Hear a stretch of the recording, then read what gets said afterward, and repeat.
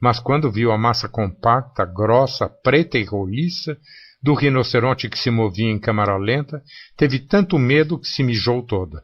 O rinoceronte lhe pareceu um erro de Deus, que me perdoe, por favor, sim, mas não pensar em Deus nenhum era apenas um modo de, com a graça de alguma divindade, Olímpico nada percebeu e ela disse a ele, estou molhada porque me sentei no banco molhado, e ele nada percebeu. Ela rezou automaticamente em agradecimento. Não era agradecimento a Deus, só estava repetindo o que aprendera na infância. A girafa é tão elegante, não é? Besteira, bicho não é elegante. Ela teve inveja da girafa que pairava tão longe no ar. Tendo visto que seus comentários sobre bichos não agradavam Olímpico, procurou outro assunto. Na rádio relógio, disseram uma palavra que achei meio esquisita, mimetismo. Olímpico olhou-a desconfiado. Isso é lá coisa para a moça virgem falar? E para que serve saber demais? O mangue está cheio de raparigas que fizeram perguntas demais. Mangue é um bairro? É lugar ruim só para homem ir. Você não vai entender, mas eu vou lhe dizer uma coisa. Ainda se encontra mulher barata. Você me custou pouco um cafezinho. Não vou gastar mais nada com você. Está bem? Ela pensou, eu não mereço que ele me pague nada porque me mijei. Depois da chuva, do jardim zoológico, Olímpico não foi mais o mesmo, desembestara. E sem notar que ele próprio era de poucas palavras como convém a um homem sério, disse-lhe, mas puxa vida, você não abre o bico e nem tem assunto. Então aflita ela lhe disse, olhe, o imperador Carlos Magno era chamado na terra dele de Carolus, e você sabia que a mosca voa tão depressa que se voasse em linha reta ela ia passar pelo mundo todo em 28 dias? Isso é mentira. Não é não. Juro pela minha alma pura que aprendi isso na rádio relógio, pois eu não acredito. Quero cair morta nesse instante se estou mentindo. Quero que meu pai e minha mãe fiquem no inferno se estou enganando você. Vai ver que cai mesmo morta. Escuta aqui. Você está fingindo que é idiota ou é idiota mesmo? Não sei bem o que sou, mas me acho um pouco... De quê? Quer dizer, não sei bem quem eu sou. Mas você sabe que se chama Macabeia, pelo menos isso? É verdade. Mas não sei o que está dentro do meu nome, só sei que eu nunca fui importante, pois fique sabendo que meu nome ainda será escrito nos jornais e sabido por todo mundo. Ela disse para o Olímpico, sabe que na minha rua tem um galo que canta? Por que você mente tanto? Juro, quero ver minha mãe cair morta se não é verdade. Mas sua mãe já não morreu? Ah, é mesmo, que coisa. Mas e eu? E eu que estou contando essa história que nunca me aconteceu e nem a ninguém que eu conheça? Fico abismado por saber tanto a verdade. Será que o meu ofício doloroso é o de adivinhar na cara a verdade que ninguém quer enxergar? Se sei quase tudo de Macabé, é que já peguei uma vez de relance o olhar de uma nordestina amarelada. Esse relance me deu ela de corpo inteiro. Quanto ao paraibano, na certa devo ter-lhe fotografado mentalmente a cara e quando se presta atenção espontânea e virgem de imposições, quando se presta atenção, a cara diz quase tudo. E agora, apago-me de novo e volto para essas duas pessoas que, por força das circunstâncias, eram seres meio abstratos. Mas ainda não expliquei bem o Olímpico. Vinha do sertão da Paraíba e tinha uma resistência que provinha da paixão por sua terra brava e rachada pela seca.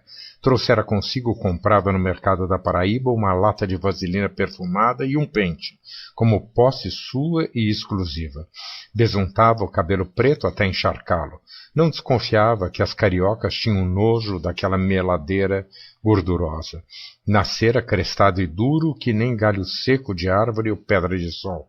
Era mais passivo de salvação que Macabéia, pois não fora à toa que mataram um homem desafeto seu nos cafundós do sertão, o canivete comprido entrando mole-mole no fígado macio do sertanejo. Guardava disso o segredo absoluto, o que lhe dava a força que um segredo dá. Olímpico era macho de briga, mas fraquejava em relação a enterros. Às vezes, ia 3 vezes por semana a enterro de desconhecidos, cujos anúncios saíam nos jornais e, sobretudo, no O Dia. E seus olhos ficavam cheios de lágrimas. Era uma fraqueza, mas quem não tem a sua? Semana em que não havia enterro era semana vazia desse homem que, se era doido, sabia muito bem o que queria, de modo que não era doido coisa alguma. Macabea, ao contrário de Olímpico, era fruto do cruzamento de o que com o que. Na verdade, ela parecia ter nascido de uma ideia vaga qualquer dos pais famintos. Olímpico, pelo menos, roubava sempre que podia e até do vigia das obras, onde era a sua dormida. Ter matado e roubar faziam com que ele não fosse um simples acontecido qualquer. Davam-lhe uma categoria, faziam dele um homem com honra já lavada.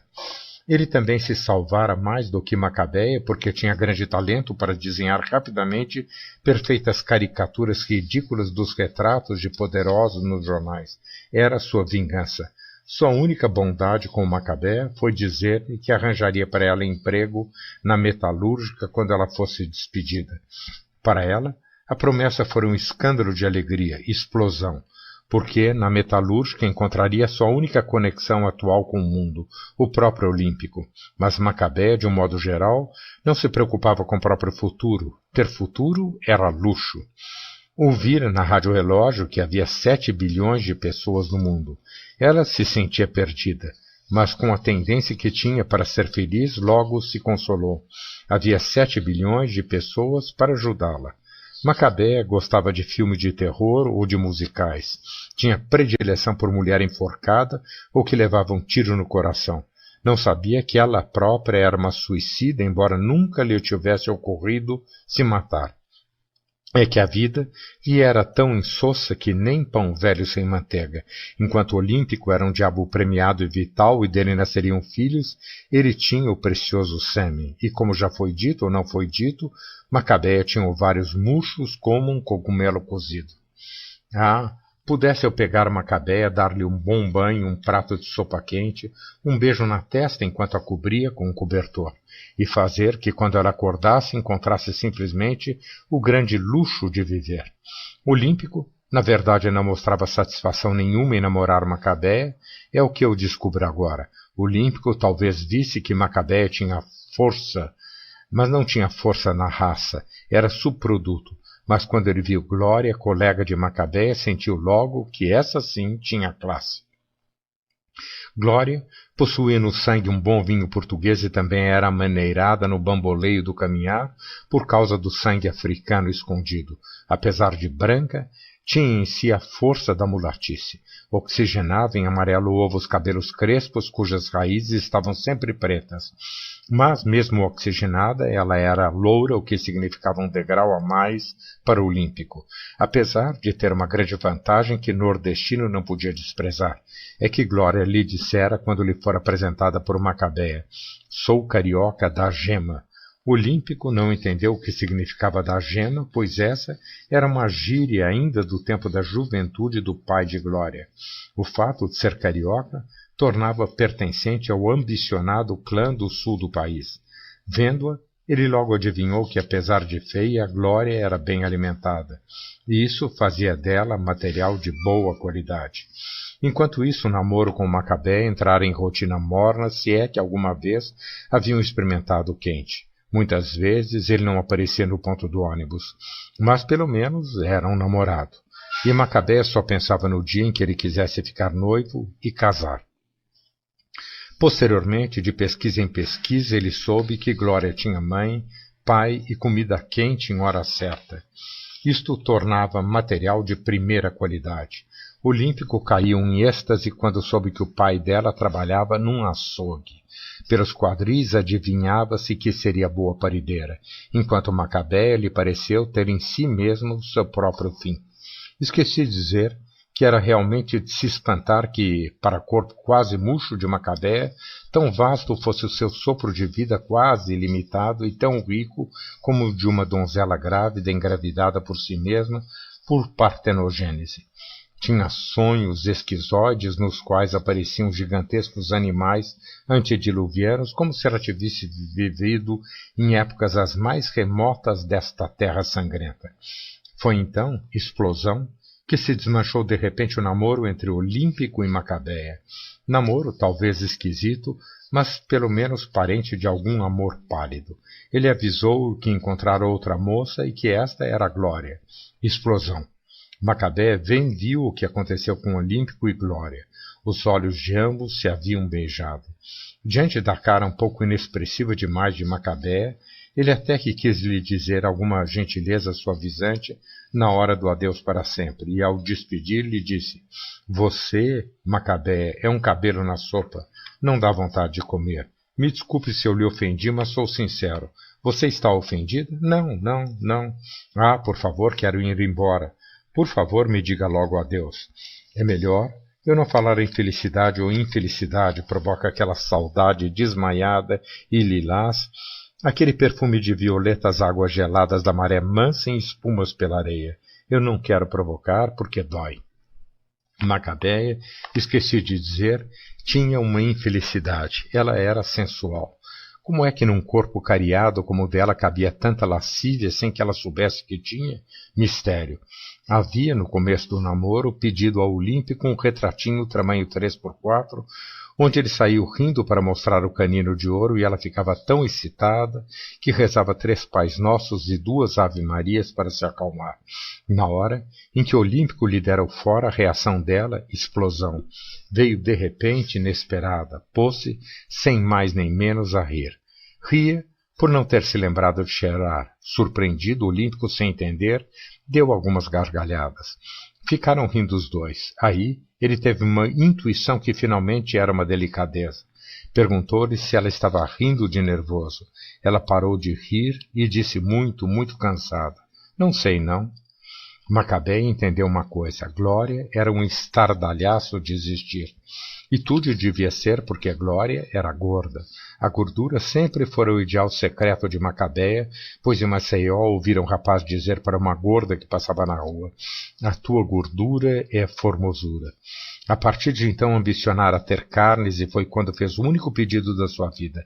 Pediu que a tia lhe comprasse óleo de fígado de bacalhau. Já então tinha tendência para anúncios. A tia perguntara: Você pensa lá que é filha de família querendo luxo? Depois que o Olímpico a despediu, já que ela não era uma pessoa triste, procurou continuar como se nada tivesse perdido. Ela não sentiu desespero, etc. Também, que é que ela podia fazer, pois ela era crônica. E mesmo tristeza também era coisa de rico. Era para quem podia, para quem não tinha o que fazer. Tristeza era luxo. Esqueci de dizer que no dia seguinte, ao que ele lhe dera o fora, ela teve uma ideia. Já que ninguém lhe dava festa, muito menos noivado, daria uma festa para si mesma. A festa consistiu em comprar sem necessidade um batom novo, não cor-de-rosa como a que usava, mas vermelho vivante.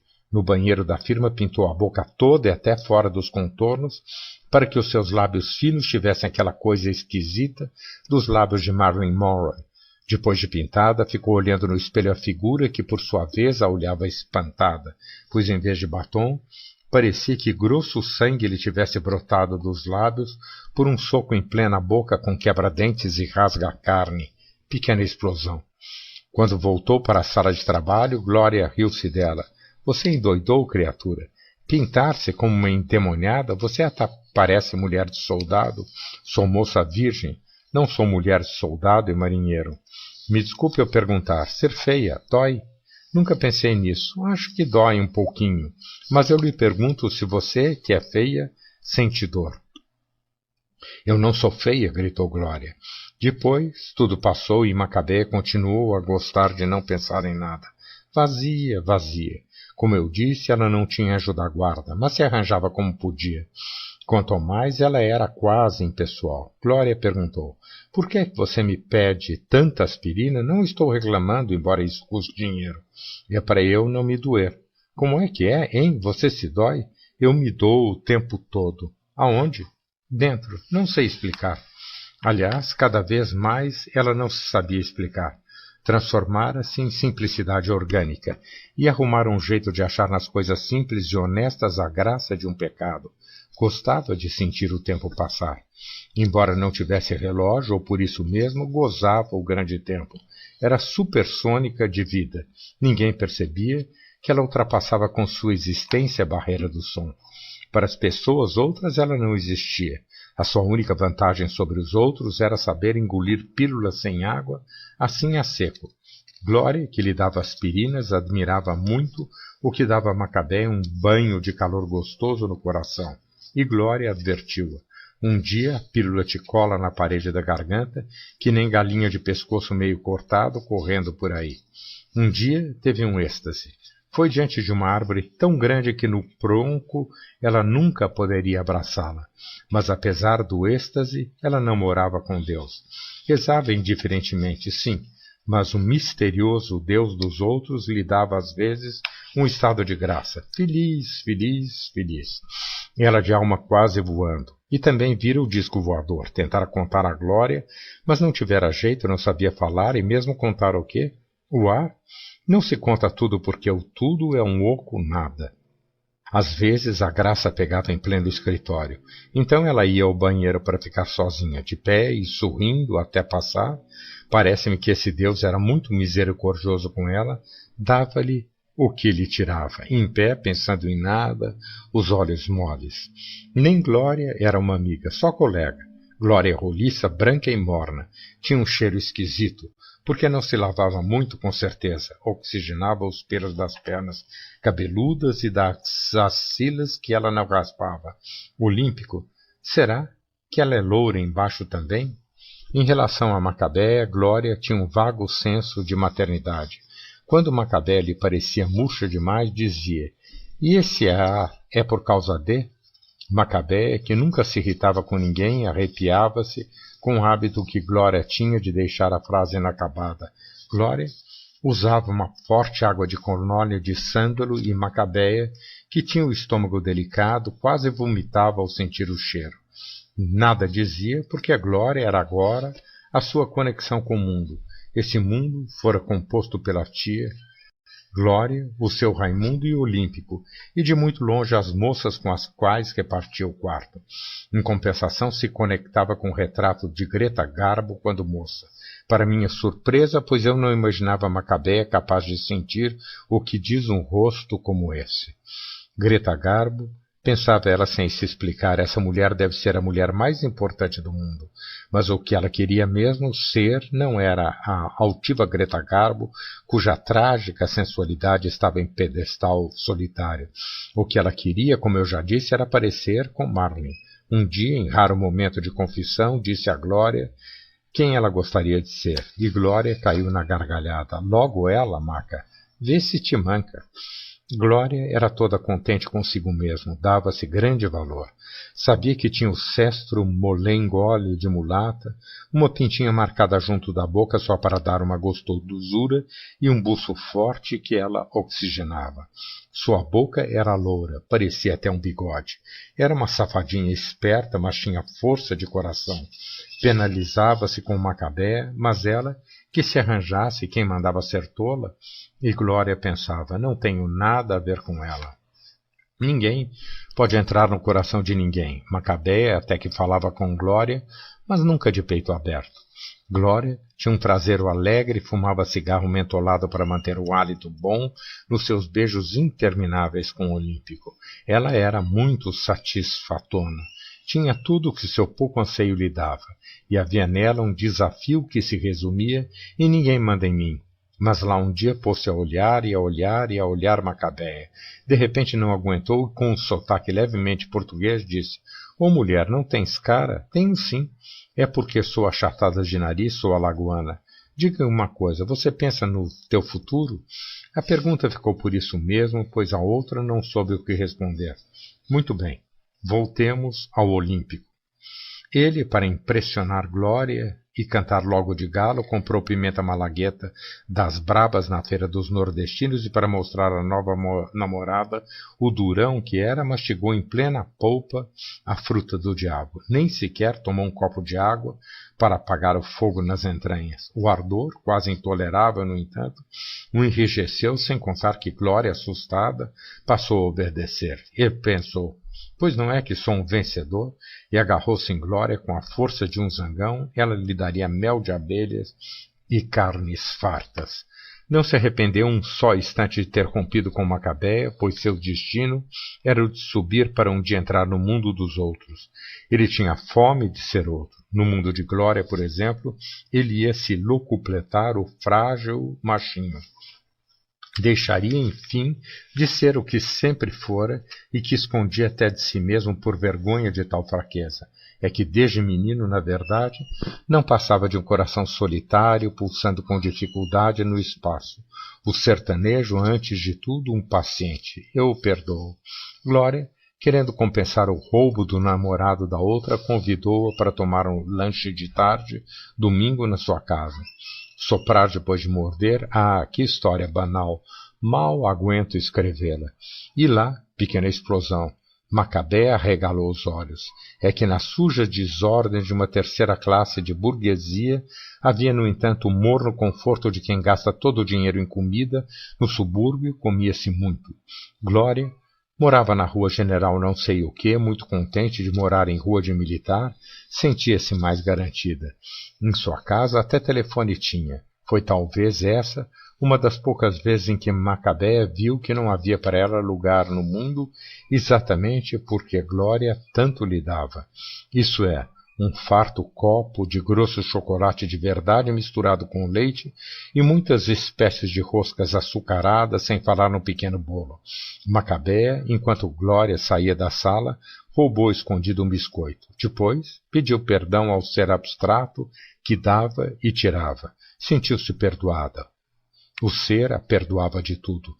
No dia seguinte, segunda-feira, não sei se por causa do fígado atingido pelo chocolate ou por causa de nervosismo de beber coisa de rico, passou mal, mas teimosa não vomitou para não desperdiçar o luxo do chocolate. Dias depois, recebendo o salário, teve a audácia de, pela primeira vez na vida, explosão, procurar um médico barato indicado por Glória. Ele a examinou de novo e de novo a examinou. Você faz regime para emagrecer, menina? Macabéa não soube responder. O que é que você come? Cachorro quente. Só? Às vezes, como sanduíche de mortadela. Que é que você bebe? Leite? Só café e refrigerante. Que refrigerante? Perguntou ele, sem saber o que falar. À toa indagou. Você, às vezes, tem crise de vômito? Ah, nunca! Exclamou muito espantada, pois não era doida de desperdiçar comida, como eu disse. O médico olhou-a bem, sabia que ela não fazia regime para emagrecer, mas era-lhe mais cômodo insistir em dizer que não fizesse dieta de emagrecimento. Sabia que era assim mesmo e que ele era médico de pobres. Foi o que disse enquanto lhe receitava um tônico que ela depois nem comprou, achava que ir ao médico por si só já curava. Ele acrescentou irritado, sem atinar o porquê da sua súbita irritação e revolta. Essa história de regime de cachorro-quente é pura neurose e o que está precisando é de procurar um psicanalista.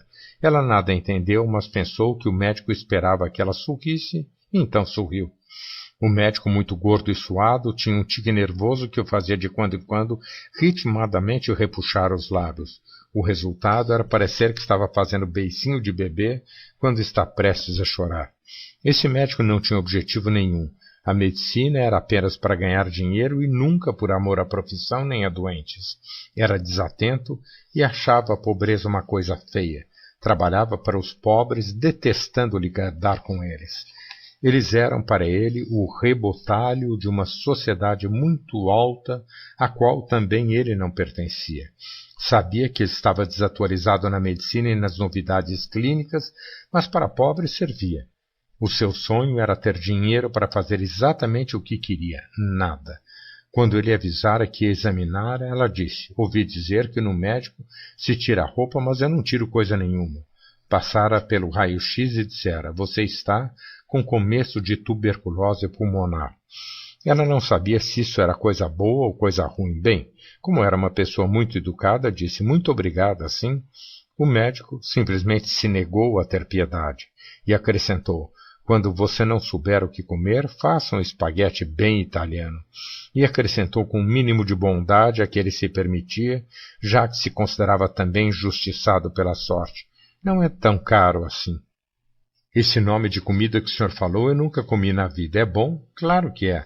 Olhe só a minha barriga. Isso é resultado de boas macarronadas e muitas cervejas. Dispense a cerveja, é melhor não beber álcool.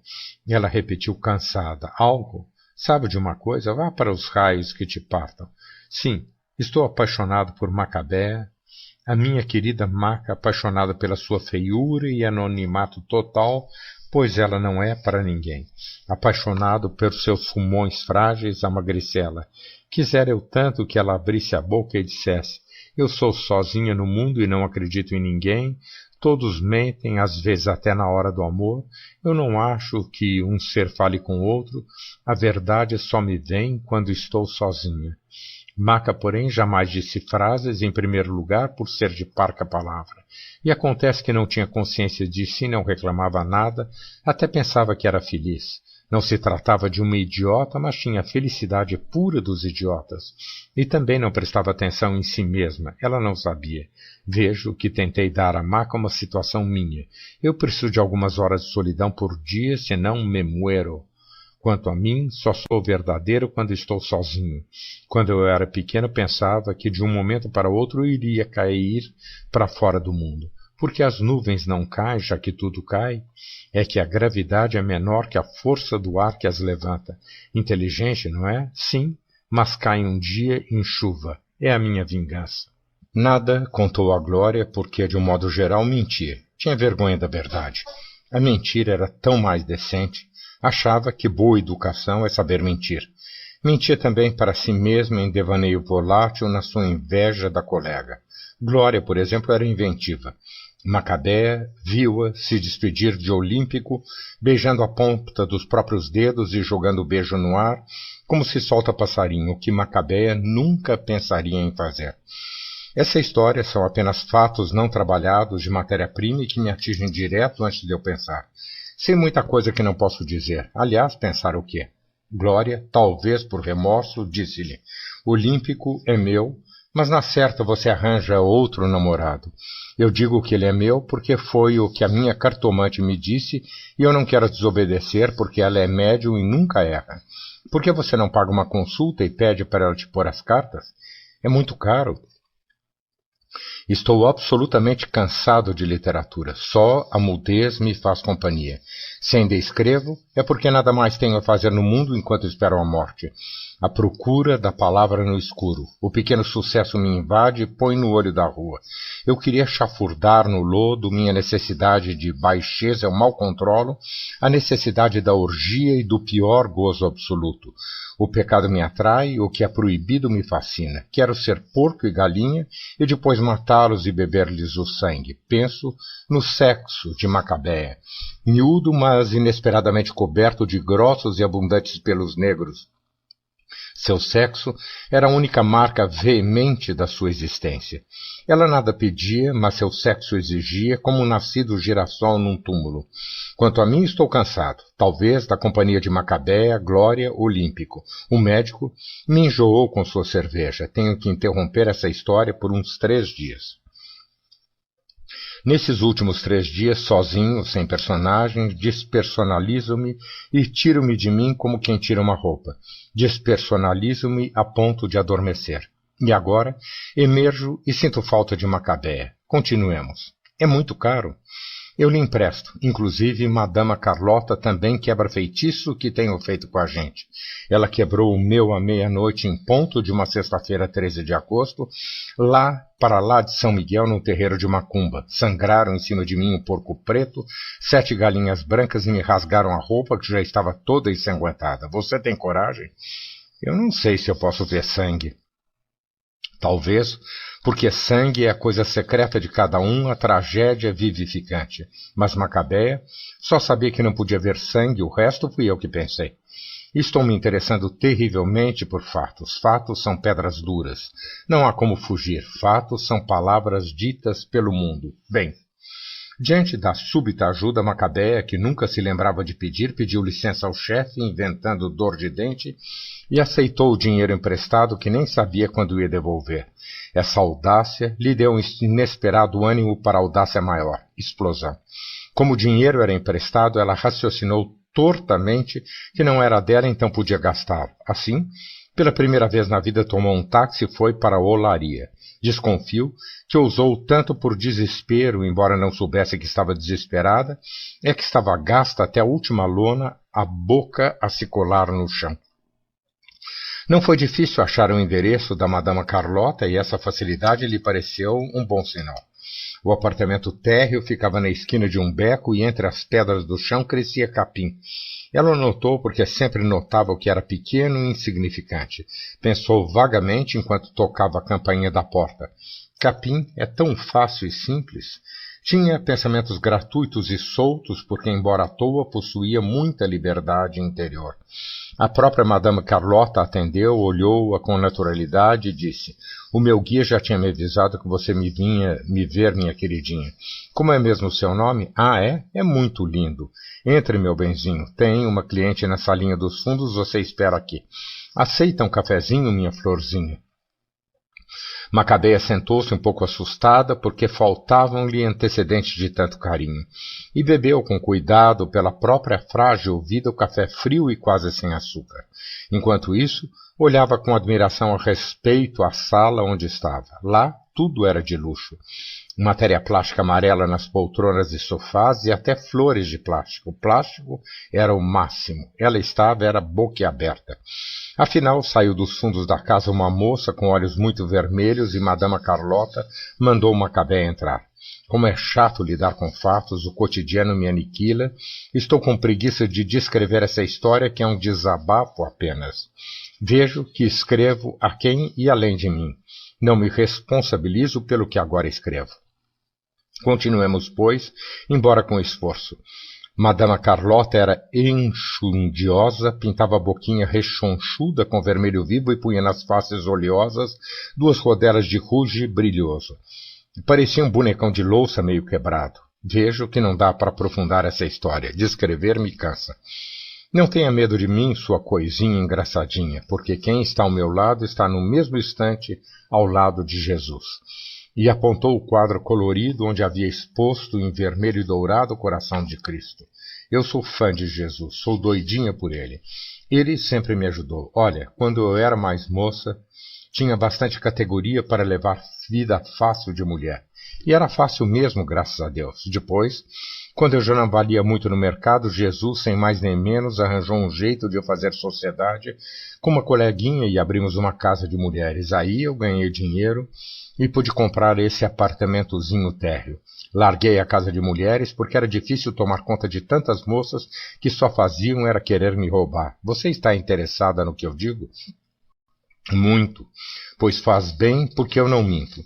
Seja também fã de Jesus, porque o Salvador salva mesmo. Olhe, a polícia não deixa por cartas, acha que estou explorando os outros, mas como eu lhe disse, nem a polícia consegue despancar Jesus. Você notou que ele até me conseguiu dinheiro para ter mobília de granfino?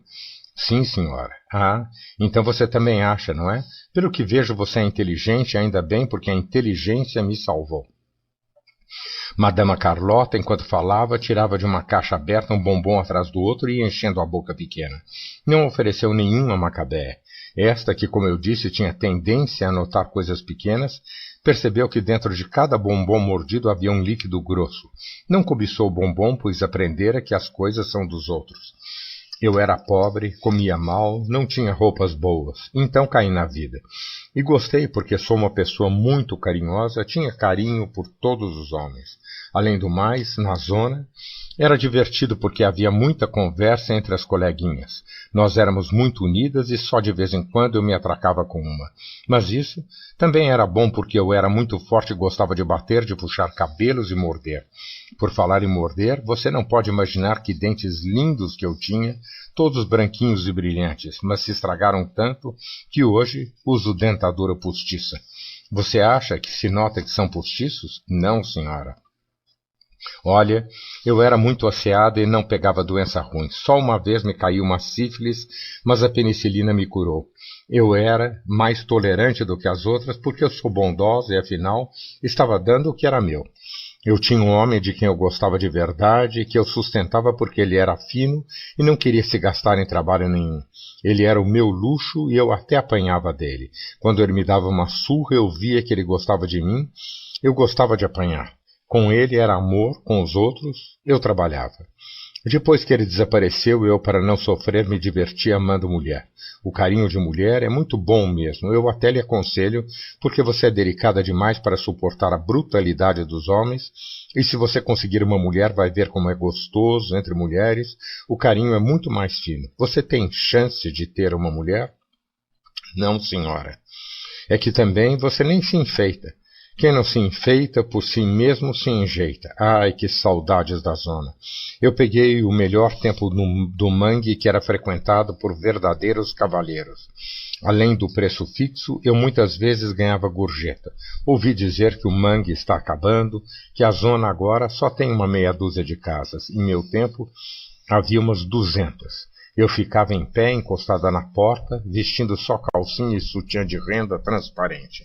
Depois, quando eu já estava ficando muito gorda e perdendo os dentes, é que me tornei caftina. Você sabe o que quer dizer caftina? Eu uso essa palavra porque nunca tive medo de palavras. Tem gente que se assusta com o nome das coisas. Vocezinha tem medo de palavras, benzinho? Tenho, sim, senhora. Então, vou me cuidar para não escapulir nenhum palavrão. Fique sossegada.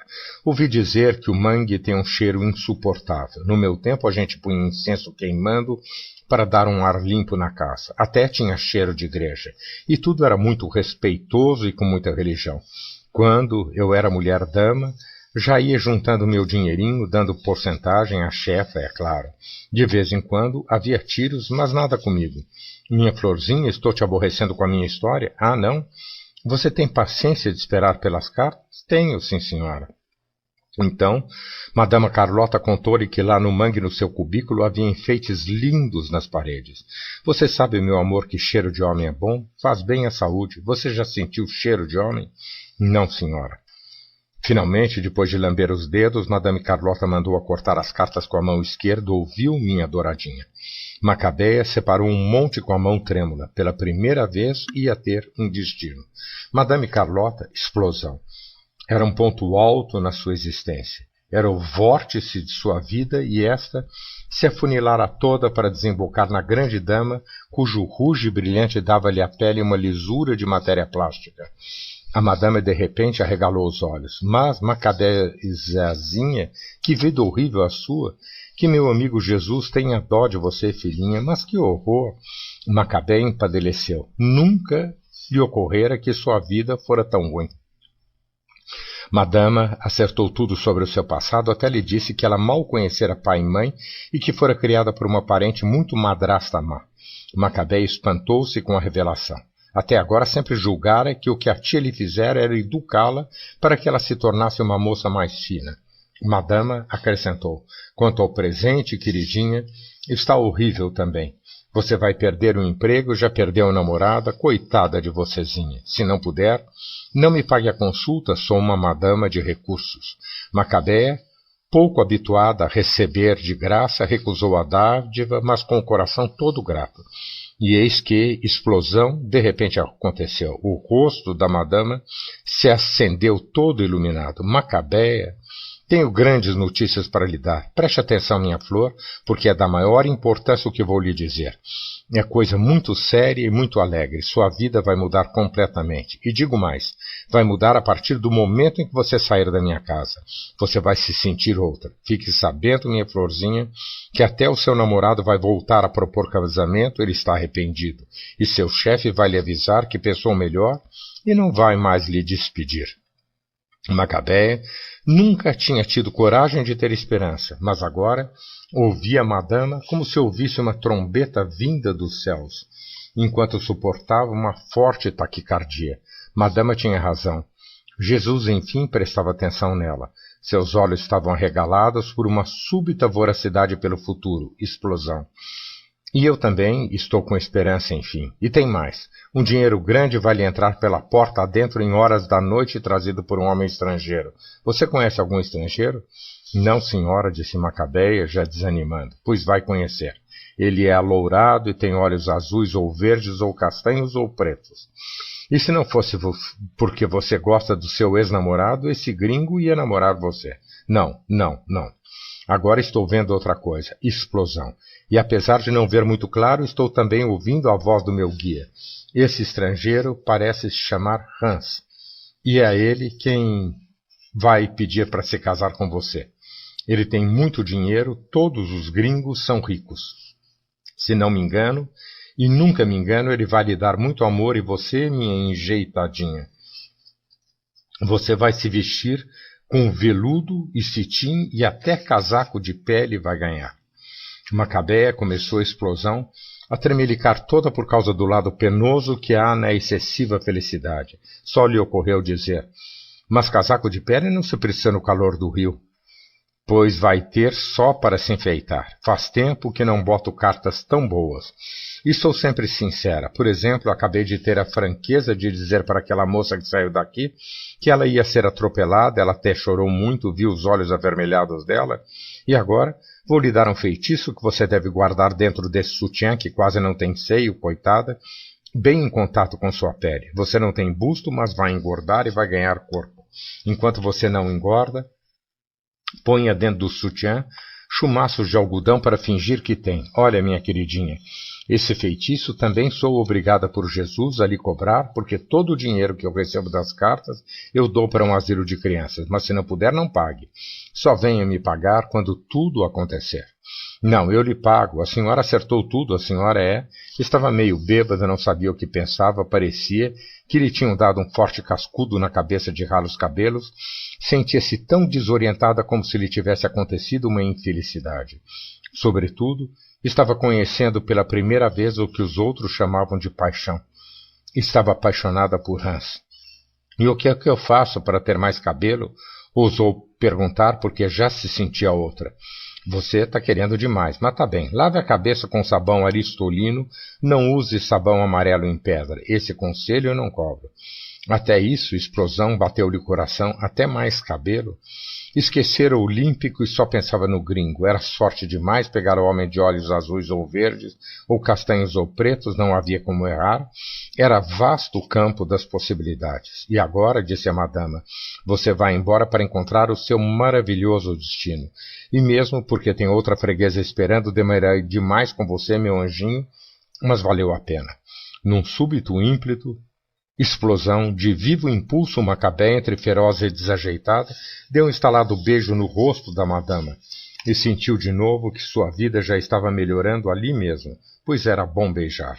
Quando ela era pequena, como não tinha quem beijar, beijava a parede. Ao acariciar, ela se acariciava a si própria. Madama Carlota havia acertado tudo. Macabeia estava espantada. Só então vira que sua vida era uma miséria. Teve vontade de chorar ao ver o seu lado oposto, ela que, como eu disse, até então se julgava feliz. Saiu da casa da cartomante aos tropeços e parou no beco escurecido pelo crepúsculo, que é a hora de ninguém. Mas ela, de olhos ofuscados, como se o último final da tarde fosse manchado de sangue e ouro quase negro. Tanta riqueza da atmosfera e recebeu, e o primeiro esgar da noite, que sim, era funda e faustosa. Macabeia ficou um pouco aturdida sem saber se atravessaria a rua, pois sua vida já estava mudada. E mudada por palavras. Desde Moisés se sabe que a palavra é divina. Até para atravessar a rua ela já era outra pessoa, uma pessoa grávida do futuro. Sentia em si uma esperança tão violenta como jamais sentira tamanho desespero. Se ela não era mais ela mesma, isso significava uma perda que valia por um ganho. Assim como havia sentença de morte, a cartomante lhe decretara sentença de vida. Tudo, de repente, era muito e tão amplo que ela sentiu vontade de chorar. Mas não chorou. Seus olhos faiscavam como o sol que morria. Então, ao dar o passo de descida da calçada para atravessar a rua, o destino, explosão, sussurrou, veloz e guloso. É agora, é já, chegou a minha vez. E enorme como um transatlântico, Mercedes amarelo pegou-a. E nesse mesmo instante, em algum único lugar do mundo, um cavalo, como resposta, empinou-se em gargalhada de relincho. Macabeia, ao cair, ainda teve tempo de ver, antes que o carro fugisse, que já começavam a ser cumpridas as predições de Madame Carlota, pois o carro era de alto luxo. Sua queda não era nada, pensou, apenas um empurrão. Batera com a cabeça na quina da calçada e ficara caída, a cara mansamente voltada para a sarjeta. E da cabeça, um fio de sangue inesperadamente vermelho e rico, o que queria dizer que, apesar de tudo, ela pertencia a uma resistente raça anã teimosa que um dia vai talvez reivindicar o direito ao grito. Eu ainda poderia voltar atrás, em retorno aos minutos passados, e recomeçar com alegria, no ponto em que Macabeia estava de pé na calçada, mas não depende de mim dizer que o homem é lourado, estrangeiro ou olhasse. É que fui longe demais e já não posso retroceder. Ainda bem que pelo menos não falei nem falarei em morte, sim apenas em atropelamento. Ficou inerme no canto da rua, talvez descansando das emoções, e viu entre as pedras do esgoto o ralo capim de um verde da mais tenra esperança humana. Hoje, pensou ela, hoje é o primeiro dia da minha vida. Eu nasci. A verdade é sempre um contato interior inexplicável. A verdade é irreconhecível. Portanto, não existe? Não. Para os homens, não existe. Voltando ao capim, para tal exígua criatura chamada Macabeia, a grande natureza se dava apenas em forma de capim de sarjeta. Se lhe fosse dado o mar grosso ou picos altos de montanha, sua alma, ainda mais virgem que o corpo, se alucinaria e explodir-se-lhe-ia o organismo, braços para cá, intestino para lá, cabeça rolando redonda e oca a seus pés, como se desmonta um manequim de cera. Prestou de repente um pouco de atenção para si mesma. O que estava acontecendo era um surdo terremoto. Tinha-se aberto em fendas a terra de Alagoas. Fixava, só por fixar, o capim. Capim na grande cidade do Rio de Janeiro, à toa. Quem sabe se Macabeia já teria alguma vez sentido que também ela era à toa na cidade inconquistável. O destino havia escolhido para ela um beco no escuro e uma sarjeta. Ela sofria? Acho que sim. Como uma galinha de pescoço mal cortado que corre, espavorida, pingando sangue. Só que a galinha foge como se foge da dor, em cacarejos apavorados. E Macabeia lutava muda. Vou fazer o possível para que ela não morra, mas que vontade de adormecê-la e de eu mesmo ir para a cama dormir. Então começou levemente a garoar. Olímpico tinha razão. Ela só sabia mesmo era chover. Os finos fios de água gelada aos poucos empapavam-lhe a roupa, e isso não era confortável. Pergunto, toda a história que já se escreveu no mundo é aflita e história de aflições? Algumas pessoas brotaram no beco, não se sabe de onde, e haviam se agrupado em torno de Macabeia, sem nada fazer como antes, pessoas nada haviam feito por ela, só que agora pelo menos a espiavam, o que lhe dava uma existência. Mas quem sou eu para censurar os culpados? O pior é que é preciso perdoá-los. É necessário chegar a tal nada que indiferentemente se ame ou não se ame o criminoso que nos mata. Mas não estou seguro de mim mesmo. Preciso perguntar, embora não saiba a quem, se devo mesmo amar aquele que me trucida e perguntar quem de vós me trucida. E minha vida, mais forte do que eu, responde que quer. Porque quer vingança e responde que devo lutar como quem se afoga, mesmo que eu morra depois. Se assim é, que assim seja. Macabeia, por acaso vai morrer? Como posso saber? E nem as pessoas ali presentes sabiam, embora, por via das dúvidas, algum vizinho tivesse pousado junto do corpo uma vela acesa. O luxo da rica flama parecia cantar glória. Escrevo sobre o mínimo parco enfeitando com púrpura joias e esplendor. É assim que se escreve? Não. Não é acumulando e sim desnudando, mas tenho medo da nudez, pois ela é a palavra final. Enquanto isso, Macabeia no chão parecia se tornar cada vez uma Macabeia, como se chegasse a si mesma. Este é um melodrama? O que sei é que melodrama era o ápice de sua vida. Todas as vidas são uma arte e a dela tendia para o grande choro insopitável, como chuva e raios. Apareceu, portanto, um homem magro, de paletó puído, tocando violino na esquina. Devo explicar que este homem eu vi uma vez ao anoitecer, quando eu era menino no Recife, e o som espichado e agudo sublinhava com uma linha dourada o mistério da rua escura. Junto do homem esquálido havia uma latinha de zinco onde barulhavam secas as moedas dos que o ouviam com gratidão, por ele lhes frangera a vida. Só agora, entendo, e só agora brotou-se-me o sentido secreto. O violino é um aviso. Sei que quando eu morrer vou ouvir o violino do homem e pedirei música, música, música. Macabeia, Ave Maria cheia de graça, terra serena de promissão, terra do perdão, tem que chegar o tempo, ora pro nobis, e eu me uso como forma de conhecimento. Eu te conheço até o osso por intermédio de uma encantação que vem de mim para ti. Espraiar-se selvagemente e, no entanto, atrás de tudo pulsa uma geometria inflexível. Macabeia lembrou-se do cais do porto. O cais chegava ao coração da sua vida. Macabeia pedir perdão? Porque sempre se pede. Por quê? Resposta: é assim porque é assim. Sempre foi, sempre será. E se não foi? Mas eu estou dizendo que é, pois. Via-se perfeitamente que estava viva pelo piscar constante dos olhos grandes, pelo peito magro que se levantava e abaixava em respiração talvez difícil. Mas quem sabe se ela não estaria precisando de morrer? Pois há momentos em que a pessoa está precisando de uma pequena mortezinha, e sem nem ao menos saber. Quanto a mim, substituo o ato da morte por um seu símbolo, símbolo este, que pode se resumir num profundo beijo, mas não na parede áspera, e sim, boca a boca na agonia do prazer que é morte. Eu, que simbolicamente morro várias vezes só para experimentar a ressurreição. Acho com alegria que ainda não chegou a hora da estrela de cinema de Macabeia morrer. Pelo menos, ainda não consigo adivinhar se lhe acontece o homem louro e estrangeiro. Rezem por ela, e que todos interrompam o que estão fazendo para soprar-lhe vida, pois Macabeia está, por enquanto, solta no acaso, como a porta balançando ao vento no infinito. Eu poderia resolver pelo caminho mais fácil, matar a menina infante, mas quero o pior, a vida. Os que me lerem, assim levem um soco no estômago para ver se é bom. A vida é um soco no estômago. Por enquanto, Macabeia não passava de um vago sentimento nos paralelepípedos sujos. Eu poderia deixá-la na rua e simplesmente não acabar a história, mas não.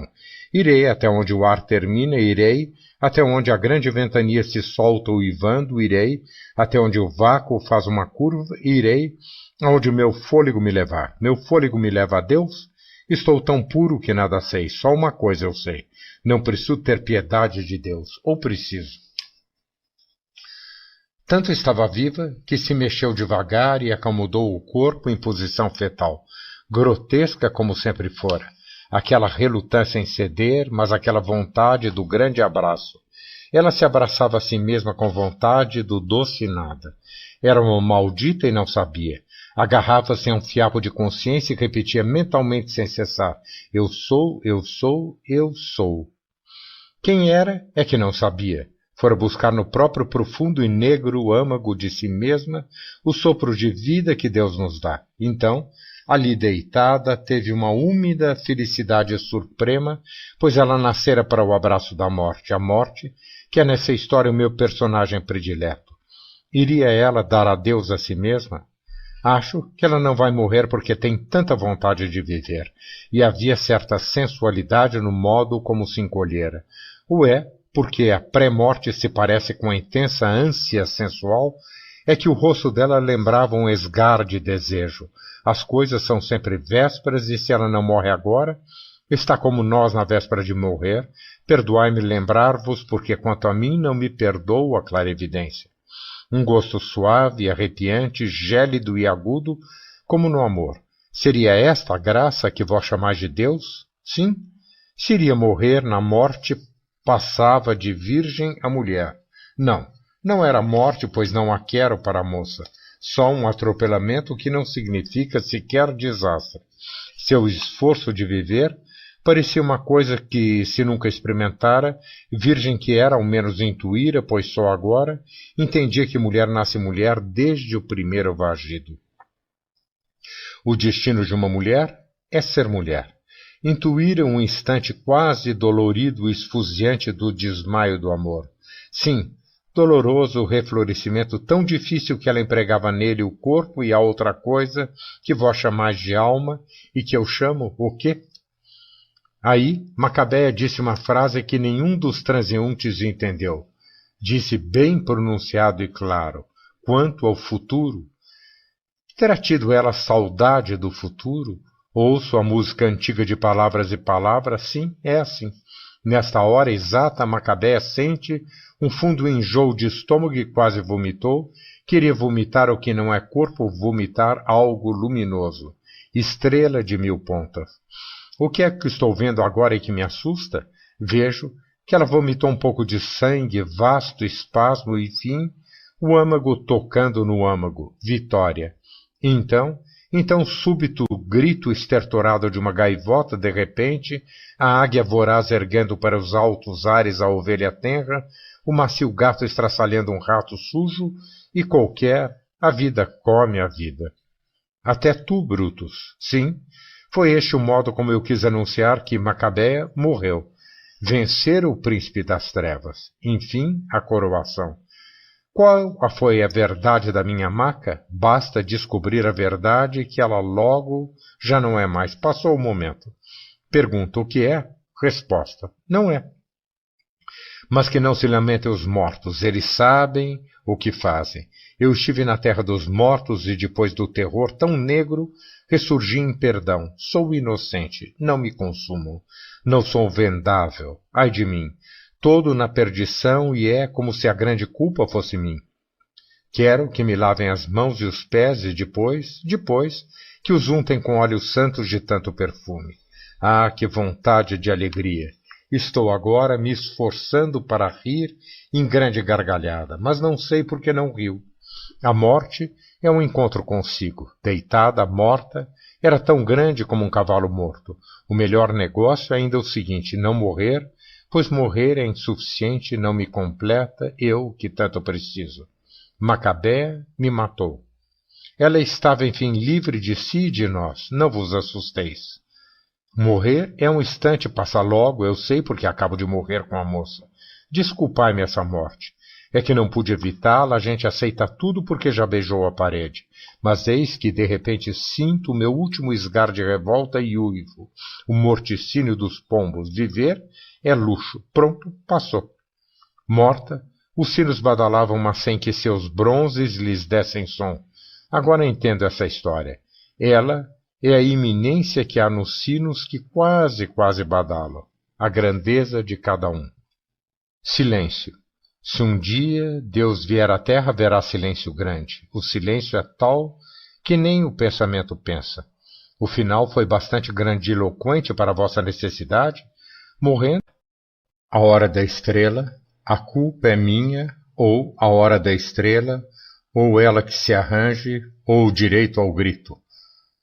Quanto ao futuro, ou o lamento de um bule, ou ela não sabe gritar, ou uma sensação de perda, ou assovio no vento escuro, ou eu não posso fazer nada, ou registro dos fatos antecedentes, ou história lacrimogênica de cordel, ou saída discreta pela porta dos fundos.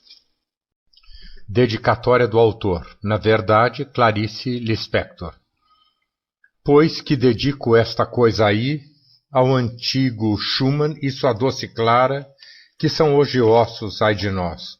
Dedico-me à cor rubra muito escarlate com o meu sangue de homem em plena idade, portanto dedico-me a meu sangue. Dedico-me sobretudo aos gnomos, anões, sílfides e ninfas que me habitam a vida. Dedico-me à saudade de minha antiga pobreza, quando tudo era mais sóbrio e digno e eu nunca havia comido lagosta. Dedico-me à tempestade de Beethoven, à vibração das cores neutras de Bach, a Chopin, que me amolece os ossos, a Stravinsky, que me espantou e com quem voei em fogo, a morte e transfiguração em que Richard Strauss me revela um destino. Sobretudo, dedico-me às vésperas de hoje e a hoje, ao transparente véu de Debussy, a Marlos Nobre, a Prokofiev, a Karl Orff, a Schomberg, aos dodecafônicos, aos gritos rascantes dos eletrônicos, a todos esses que em mim atingiram zonas assustadoramente inesperadas, todos esses profetas do presente e que a mim me vaticinaram a mim mesmo a ponto de eu, neste instante, explodir em eu. Esse eu, que é vós, pois não aguento ser apenas mim, preciso dos outros para me manter de pé, tão tonto que sou, eu enviesado, enfim, Que é que se há de fazer se não meditar para cair naquele vazio pleno que só se atinge com a meditação? Meditar não precisa de ter resultados. A meditação pode ter como fim apenas ela mesma. Eu medito sem palavras e sobre o nada. O que me atrapalha a vida é escrever. E não esquecer que a estrutura do átomo não é vista, mas sabe-se dela. Sei de muita coisa que não vi. E vós também. Não se pode dar uma prova da existência do que é mais verdadeiro. O jeito é acreditar. Acreditar chorando. Esta história acontece em estado de emergência e de calamidade pública. Trata-se de livro inacabado, porque lhe falta resposta. Resposta essa que espero que alguém no mundo me dê. Vós? É uma história em Technicolor para ter algum luxo, por Deus, que eu também preciso. Amém para todos nós. Tudo no mundo começou com um sim. Uma molécula disse sim a outra molécula e nasceu a vida. Mas antes da pré-história havia a pré-história da pré-história, e havia o nunca e havia o sim. Sempre houve. Não sei o que, mas sei que o universo jamais começou. Que ninguém se engane, só consigo a simplicidade através de muito trabalho. Enquanto eu tiver perguntas e não houver resposta, continuarei a escrever. Como começar pelo início se as coisas acontecem antes de acontecer? Se antes da pré-pré-história já havia os monstros apocalípticos? Se essa história não existe, passará a existir. Pensar é um ato. Sentir é um fato. Os dois juntos. Sou eu que escrevo o que estou escrevendo. Deus é o mundo. A verdade é sempre um contato interior e inexplicável. A minha vida mais verdadeira é irreconhecível, extremamente interior, e não tem uma só palavra que a signifique. Meu coração se esvaziou de todo o desejo e reduz-se ao próprio último, o primeiro pulsar. A dor de dentes que perpassa essa história deu uma fisgada funda em plena boca nossa. Então, eu canto alto, agudo, uma melodia sincopada e estridente. É a minha própria dor, eu que carrego o mundo e a falta de felicidade. Felicidade? Nunca vi palavra mais doida inventada pelas nordestinas que andam por aí aos montes. Como eu irei dizer agora, essa história será o resultado de uma visão gradual. Há 2 anos e meio, venho aos poucos descobrindo os porquês. É visão da iminência de... De quê? Quem sabe se mais tarde eu saberei. Como que estou escrevendo na hora mesma em que sou lido. Só não inicio pelo fim que justificaria o começo, como a morte parece dizer sobre a vida, porque preciso registrar os fatos antecedentes. Escrevo nesse instante, com algum prévio pudor por vos estar invadido com tal narrativa tão exterior e explícita, de onde, no entanto, até sangue arfante de tão vivo de vida poderá, quem sabe, escorrer e logo se coagular em cubos de geleia trêmula. Será essa história um dia o meu coágulo? Que sei eu? Se há veracidade nela, e é claro que a história é verdadeira, embora inventada, que cada um a reconheça em si mesmo, porque todos nós somos um, e quem não tem pobreza de dinheiro tem pobreza de espírito, ou saudade por lhe faltar coisa mais preciosa que ouro. Existe a quem falte o delicado essencial. Como é que sei tudo o que vai se seguir e que ainda o desconheço, já que nunca o vivi? É que numa rua do Rio de Janeiro, peguei no ar de relance o sentimento de perdição no rosto de uma moça nordestina. Sem falar que eu, em menino, me criei no Nordeste. Também sei das coisas por estar vivendo. Quem vive sabe, mesmo sem saber que sabe. Assim é que os senhores sabem mais do que imagino e estão fingindo de sonsos. Proponho-me a que não seja complexo o que escreverei, embora obrigado a usar as palavras que vos sustentam. A história, determino com falso livre-arbítrio, vai ter uns 7 personagens e eu sou um dos mais importantes deles, é claro. Eu, Rodrigo S.M. Relato antigo este, pois não quero ser modernoso, inventar modismos à guisa de originalidade. Assim é que experimentei contra os meus hábitos uma história com começo, meio e grand final, seguido de silêncio e de chuva caindo.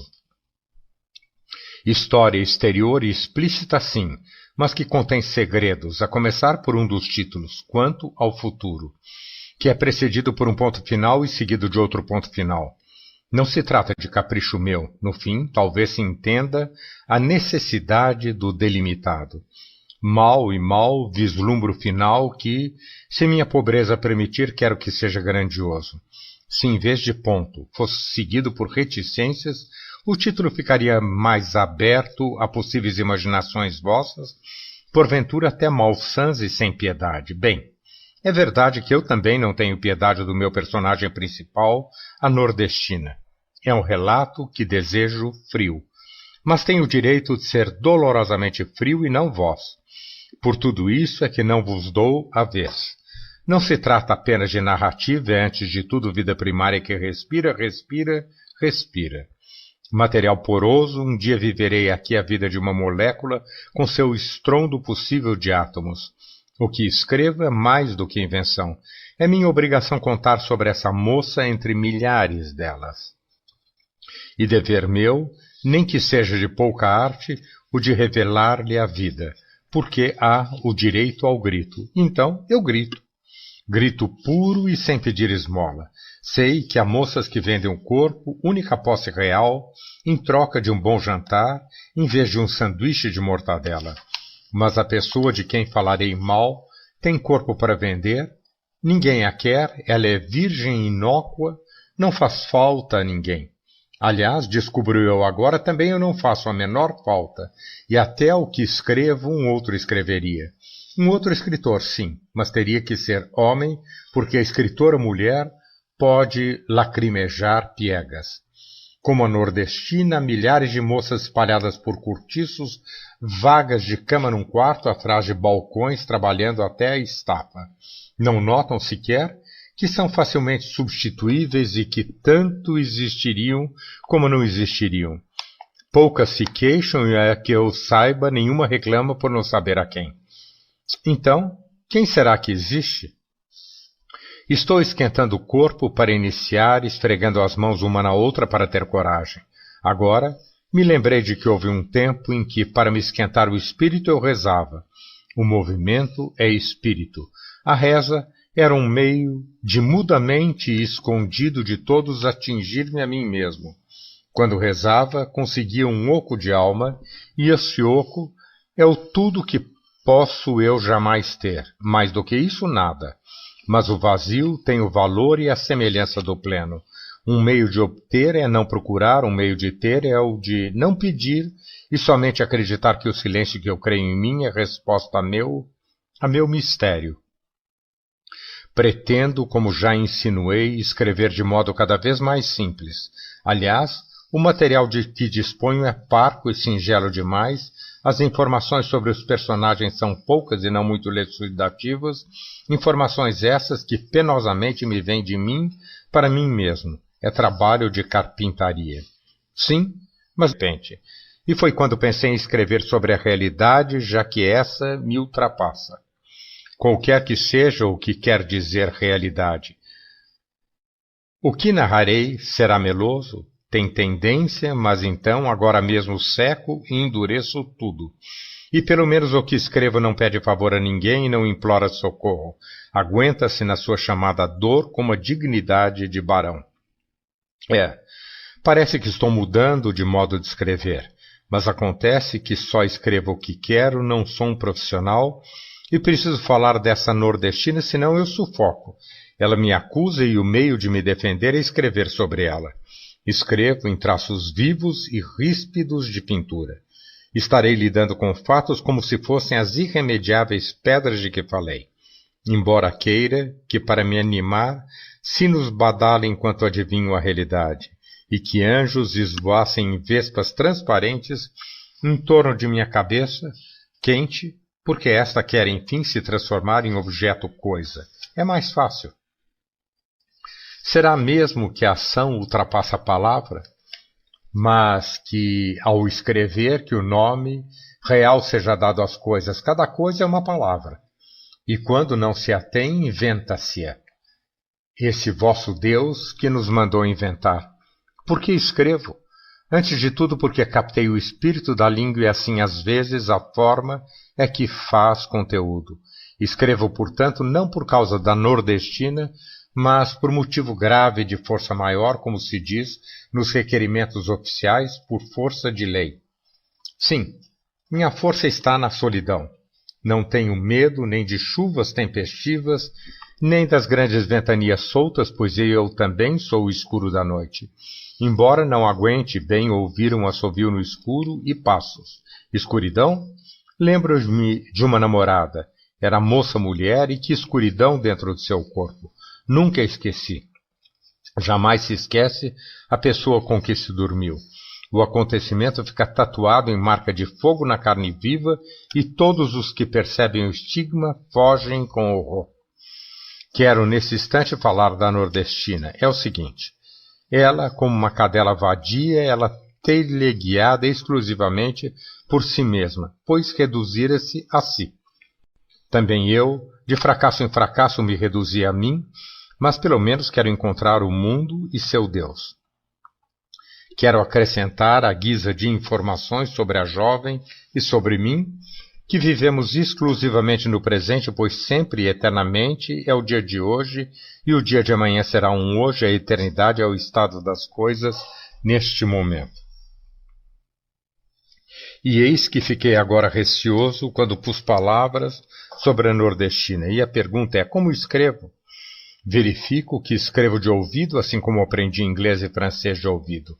Antecedentes meus do escrever? Sou um homem que tem mais dinheiro do que os que passam fome, o que faz de mim, de algum modo, um desonesto. E só minto na hora exata da mentira, mas quando escrevo não minto. O que mais? Sim, não tenho classe social, marginalizado que sou. A classe alta me tem como um monstro esquisito, a média, com desconfiança, de que eu possa desequilibrá-la. A classe baixa nunca vem a mim. Não é fácil escrever. É duro como quebrar rochas. Mas voam faíscas e laços e lascas como aços espelhados. Ah, que medo de começar e ainda nem sequer sei o nome da moça. Sem falar que a história me desespera por ser simples demais. O que me proponho contar parece fácil e à mão de todos, mas a sua elaboração é muito difícil, pois tenho que tornar nítido o que está quase apagado e que mal vejo, com mãos de dedos duros enlameados a palpar o invisível na própria lama. De uma coisa eu tenho certeza.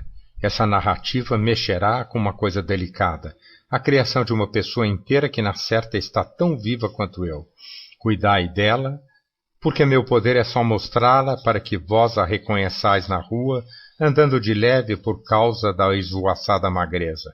E se for triste a minha narrativa, depois na certa escreverei algo alegre, embora alegre por quê?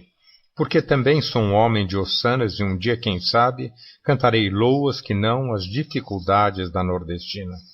Por enquanto, quero andar nu ou em farrapos, quero experimentar pelo menos uma vez a falta de gosto que dizem ter a hóstia. Comer a hóstia será sentir o insosso do mundo e banhar-se no não. Isso será coragem minha de abandonar sentimentos antigos já confortáveis. Agora, não é confortável. Não esquecer que para escrever não importa o que, o meu material básico é a palavra. Assim, é que essa história será feita de palavras que se agrupam em frases e destas se evola um sentido secreto que ultrapassa palavras e frases. É claro que, como todo escritor, tenho a tentação de usar termos suculentos. Conheço adjetivos esplendorosos, carnudos substantivos e verbos tão esguios que atravessam agudos o ar em vias de ação, já que palavra é ação, concordais? Mas não vou enfeitar a palavra, pois se eu não tocar no pão da moça, esse pão se tornará em ouro, e a jovem, ela tem 19 anos, e a jovem não poderia mordê-lo morrendo de fome. Tenho, então, que falar simples para captar a sua delicada e vaga existência. Limito-me a humildemente, mas sem fazer estardalhaço da minha humildade, que já não seria humilde, limito-me a contar as fracas aventuras de uma moça numa cidade toda feita contra ela. Ela, que deveria ter ficado no sertão de Alagoas com vestido de chita e sem nenhuma datilografia, já que escrevia tão mal, só tinha até o 3º ano primário. Por ser ignorante, era obrigada na datilografia a copiar lentamente letra por letra. A tia é que lhe dera um curso raro de como bater a máquina, e a moça ganhara uma dignidade, era, enfim, datilógrafa. Embora o que parece não aprovasse na linguagem 2 consoantes juntas e copiava a letra linda e redonda do amado chefe, a palavra designar, de modo como em língua falada diria desiguinar. Desculpai-me, mas vou continuar a falar de mim, que sou o meu desconhecido, e ao escrever me surpreendo um pouco, pois descobri que tenho um destino. Quem já não se perguntou, sou um monstro ou isto é ser uma pessoa? Quero antes afiançar que essa moça não se conhece senão através de ir vivendo à toa. Se tivesse a tolice de se perguntar quem sou eu, cairia estatelada e em cheio no chão. É que quem sou eu provoca necessidade, e como satisfazer a necessidade, quem se indaga é incompleto. A pessoa de quem vou falar é tão tola que às vezes sorri para os outros na rua. Ninguém lhe responde ao sorriso porque nem ao mesmo a olham. Voltando a mim, o que escreverei não pode ser absorvido por mentes que muito exijam e ávidas de requintes, pois o que estarei dizendo será apenas nu. Embora tenha como pano de fundo, e agora mesmo, a penumbra atormentada que sempre há nos meus sonhos, quando de noite atormentado durmo. Que não se espere então estrelas no que se segue, nada cintilará. Trata-se de matéria opaca e por sua própria natureza, desprezível por todos. É que essa história falta melodia cantabile. O seu ritmo é às vezes de compassado. E tem fatos. Apaixonei-me subitamente por fatos sem literatura, fatos são pedras duras, e agir está me interessando mais do que pensar, de fatos não há como fugir. Pergunto-me se eu deveria caminhar à frente do tempo e esboçar logo um final. Acontece, porém, que eu mesmo ainda não sei bem como isto terminará. E também porque entendo que devo caminhar passo a passo de acordo com um prazo determinado por horas. Até um bicho lida com o tempo. E esta é também a minha mais primeira condição, a de caminhar paulatinamente, apesar da impaciência que tenho em relação a essa moça. Com essa história eu vou me sensibilizar, e bem sei que cada dia é um dia roubado da morte. Eu não sou intelectual, escrevo com o corpo, e o que escrevo é uma névoa úmida. As palavras são sons transfundidos de sombras que se intercruzam desiguais, estalactites, renda, música transfigurada de órgão. Mal ouso clamar palavras a essa rede vibrante, rica, mórbida e obscura, tendo como contratom o baixo grosso da dor. Alegro com o brio. Tentarei tirar ouro do carvão. Sei que estou adiando a história e que brinco de bola sem a bola. O fato é um ato? Juro que este livro é feito sem palavras, é uma fotografia muda. Este livro é um silêncio, este livro é uma pergunta. Mas desconfio que toda essa conversa é feita apenas para adiar a pobreza da história, pois estou com medo. Antes de ter surgido na minha vida essa datilógrafa, eu era um homem até mesmo um pouco contente, apesar do mau êxito na minha literatura. As coisas estavam de algum modo tão boas que podiam se tornar muito ruins, porque o que amadurece plenamente pode apodrecer. Transgredir, porém, os meus próprios limites me fascinou derretável. Para falar da moça, tenho que não fazer a barba durante dias e adquirir olheiras escuras por dormir pouco, só cochilar de pura exaustão. Sou um trabalhador manual, além de vestir-me com roupa velha rasgada. Tudo isso para me pôr no nível da nordestina. Sabendo, no entanto, que talvez eu tivesse que me apresentar de modo mais conveniente às sociedades que muito reclamam de quem está nesse instante mesmo batendo a máquina. Tudo isso, sim, a história é história, mas sabendo antes para nunca esquecer que a palavra é fruto da palavra. A palavra tem que se parecer com a palavra. Atingi-la é o meu primeiro dever para comigo, e a palavra não pode ser enfeitada e artisticamente vã, tem que ser apenas ela. Bem, É verdade que também queria alcançar uma sensação fina e que esse finíssimo não se quebrasse em linha perpétua. Ao mesmo tempo que quero também alcançar o trombone mais grosso e baixo, grave e terra, tão a troco de nada que por nervosismo de escrever eu tivesse um acesso incontrolável de riso vindo do peito. E quero aceitar minha liberdade sem pensar o que muitos acham, que existir é coisa de doido, caso de loucura, porque parece. Existir não é lógico. A ação dessa história terá como resultado minha transfiguração em outra e minha materialização, enfim, em objeto. Sim, e talvez alcance a flauta doce em que eu me enovelarei em macio cipó. Mas voltemos a hoje, porque, como se sabe, hoje é hoje. Não estão me entendendo e eu ouço escuro que estão rindo de mim, risos rápidos e ríspidos de velhos.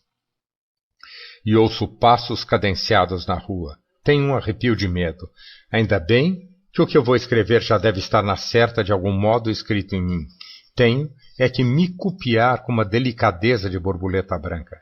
Essa ideia de borboleta branca vem de que, se a moça vier a se casar, casar-se-á magra e leve, e como virgem de branco. Ou não se casará.